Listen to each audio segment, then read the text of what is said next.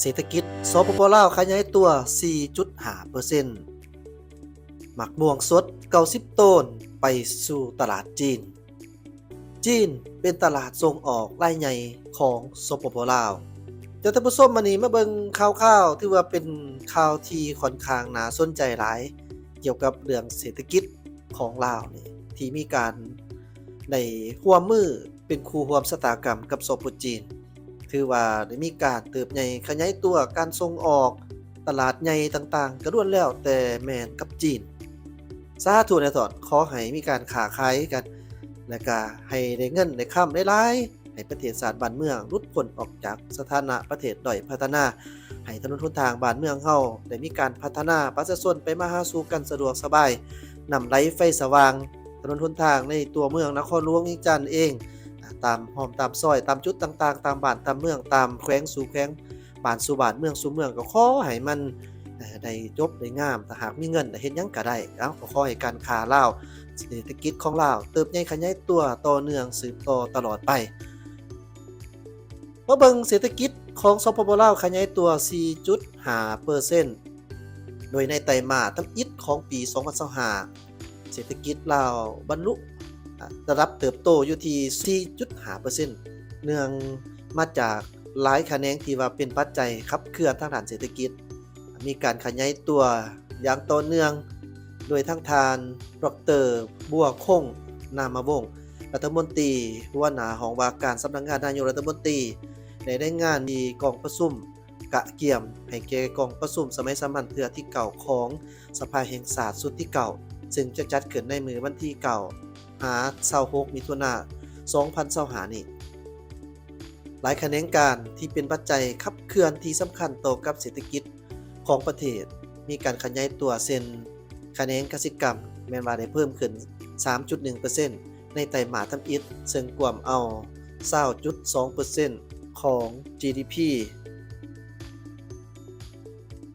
ทั้งหมด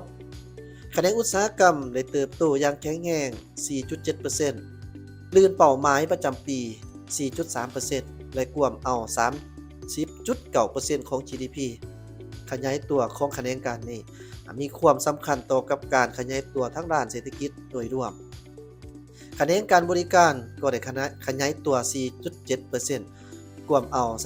37.1% ของการขยายตัวของเศรษฐกิจสำหรับการเก็บรายรับก็เพิ่มขึ้นเช่นเดียวกันมาฮอดวันที่23พฤษภาคม2025การเก็บรายรับเข้างบประมาณทั้งหมดมี 32,600 ตึกกีบกวมเอา 48% ของแผนการปี 68,100 ตึกกีบหรือประมาณ 8.70% ของ GDP เทียบใส่ระยะเดียวกันของปีกายนี้การเก็บรายรับแม่นเพิ่มขึ้นอย่างหลวงหลายถึง 39% หรือว่าประมาณ 9,142 ตึกกีบ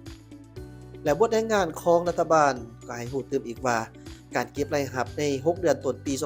2025ขาดว่าจะบรรลุประมาณ 37,056 ตึกกีบกว่า 54.42% ของขาดหมายปีอันใดที่มันส่งผลให้เศรษฐกิจลาวเติบใหญ่ขยายตัวแน่นอนมันต้องเว้าเรื่องการค้าการขายนี่นั่นก็คือบักม่วงนี่ก็มีส่วนร่วมเนาะเจ้าถือว่าบักม่วงสด90ต้นนี่ก็ได้ถูกส่งไปที่ตลาดยักษ์ใหญ่ก็คือตลาดของสปป.จีนนั่นเองเจ้าการส่งออกบักม่วงสด90ต้นไปที่จีนหัวทำอิฐในปีนี้โดยทางบริษัทเหอหนานสางจิตเทคนิคกสิกรรมจำกัดก็ได้ส่งออกบักม่วงสดจำนวน90ต้นไปสปป.จีนเป็นขบวนขนส่งทำอิฐในปีนี้พิธีส่งออกบักม่วงสดขบวนทำอิฐจากสปป.ลาวไปสปป.จีนจัดขึ้นในวันที่30พฤษภาคมอยู่ที่นครหลวงเวียงจันทน์โดยบริษัทคาดว่าปีนี้แม้จะส่งออกบักม่วงสดทั้งหมดประมาณ 1,500 ต้นอีกตามการรายงานของข่าวแขวงเวียงจันทน์ออนไลน์โดยทางทานจ้างจื้อหยงตั้งนามบริษัทเหอหนานสางจิ้วเทคนิคกสิกรรมจำกัดก็ได้รายงานเกี่ยวกับสภาพการผลิตหมากม่วงของสปป.ลาวว่ามาฮอดปัจจุบันในการผลิตหมากม่วงอยู่สปป.ลาว มีการขยายตัวดีพอสมควรซึ่งเป็นการแสดงออกในปี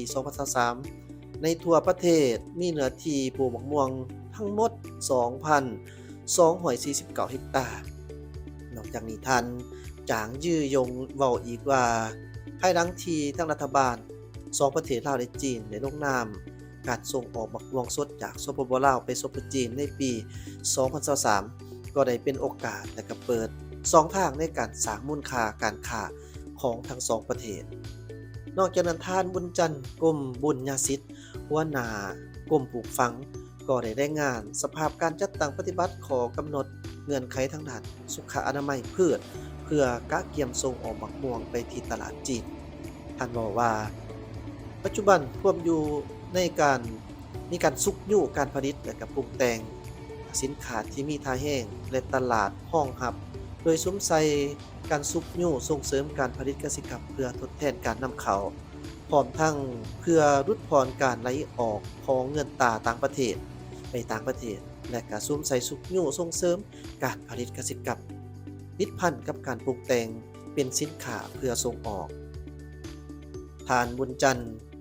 ยังยกให้เห็นตัวเลขการผลิตเป็นสินค้าในปี 2024 ที่ผ่านมา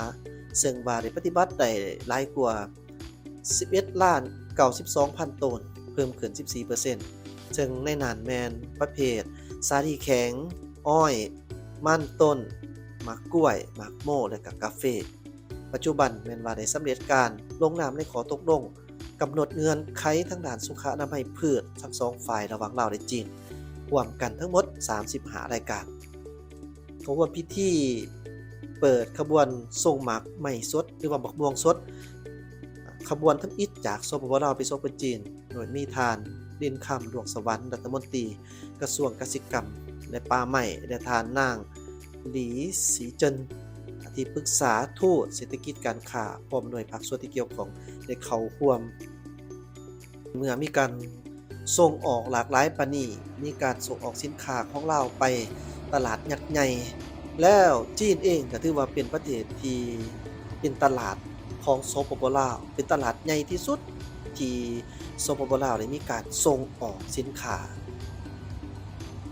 สำหรับการขนส่งหมากกล้วยจากลาวไปจีนด้วยรถไฟสปป.จีนถือว่ายังคงเป็นตลาดที่ส่งออกรายใหญ่ที่สุดของสปป.ลาวซึ่งมีการสั่งซื้อสินค้าเป็นมูลค่า$279 ล้านสหรัฐอิงตามสถิติของทางกระทรวงอุตสาหกรรมและการค้ารายงานประจำเดือนเมษายนห้องลงมาแมนประเทศเวียดนามมีมูลค่าการซื้อสินค้าจากลาวแมน$193 ล้านต่อลงมาอีกแมนไทย$156 ล้านสหรัฐอเมริกา$73 ล้านและออสเตรเลีย$43 ล้านเดี๋ยวเดือนเมษายนที่ผ่านมายอดมูลค่าการส่งออกของสปป.ลาวทั้งหมดบรรลุได้ถึง$813 ล้านสหรัฐลดลง 14% เมื่อเทียบกับตัวเลขในเดือนเมษายนสำหรับผลิตภัณฑ์ที่ส่งออกที่สำคัญได้แก่เครื่องใช้อิเล็กทรอนิกส์และอุปกรณ์อิเล็กทรอนิกส์ซึ่งรวมเอามูลค่าสูงสุดถึง$151 ล้านสหรัฐนอกจากนั้นแม่นเกลือโพแทสเซียมส่งออก$90 ล้านสหรัฐทองคำ$67 ล้านสหรัฐมันต้น$48 ล้านสหรัฐเฮทองแดง$37 ล้านสหรัฐยางพารา$17 ล้านสหรัฐเนื้อไม้และเศษเจีย$22 ล้านสหรัฐหมากกล้วย$22 ล้านสหรัฐแป้งมันต้น$20 ล้านสหรัฐ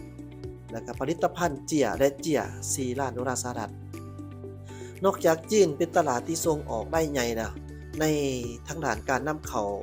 ของลาวจีนก็ยังเป็นอันดับหนึ่งซึ่งว่ามีมูลค่า$298 ล้านสหรัฐนำเข้าจากไทย$280 ล้านสหรัฐเวียดนาม$106 ล้านสหรัฐญี่ปุ่น15 ล้านสหรัฐและสหรัฐอเมริกา12 ล้านสหรัฐในเดือนเมษายนที่ผ่านมาการนำเข้าสินค้าของลาวมีมูลค่า$757 ล้านสหรัฐลดลง 4% เมื่อเทียบใส่เดือนมีนาสินค้านำเข้ารวมมีผลิตภัณฑ์เคมีผสมทันที$91 ล้านสหรัฐน้ำมันกระส่วน$84 ล้านสหรัฐพาหนะทั้งบกบ่รวมคนจักรและก็รถไถนา$68 ล้านสหรัฐ และอุปกรณ์กลจักรที่บ่เกี่ยวข้องกับพาหนะ61 ล้านดอลลาร์สหรัฐนอกจากนั้นลาวยังได้นำเข้าอุปกรณ์ไฟฟ้าและก็เครื่องอิเล็กทรอนิกส์จำนวนหลวงหลายเช่นกันซึ่งมีมูลค่าถึง49 ล้านดอลลาร์สหรัฐผลิตภัณฑ์เหล็กและก็เหล็กกล้า43 ล้านดอลลาร์สหรัฐนอกจากนั้นยังมีอุปกรณ์พลาสติกอีก25 ล้านดอลลาร์สหรัฐน้ำตาล18 ล้านดอลลาร์สหรัฐฝุ่น17 ล้านดอลลาร์สหรัฐและก็รถไถนา2 ล้านดอลลาร์สหรัฐ